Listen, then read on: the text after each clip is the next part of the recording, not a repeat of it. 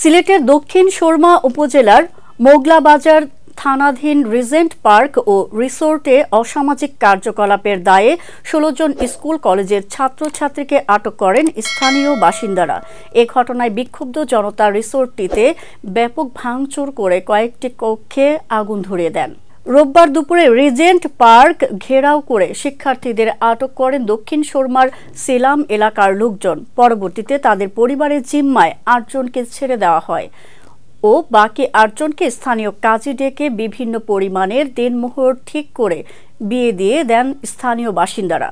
বিয়ে দেওয়ার বিষয়টি নিশ্চিত করেছেন সিলাম ইউনিয়নের কাজী আব্দুল বারী। বিবাহিতদের মধ্যে ৩ জনের ১০ লাখ করে এবং একজনকে ১২ লাখ টাকা দেনমোহরের বিয়ে সম্পন্ন করা হয়। বিয়ে দেওয়া ৪ যুগলের মধ্যে সিলেটের দক্ষিণ সুরমা, বিশ্বনাথ, ওসমানীনগর উপজেলার বাসিন্দা রয়েছেন।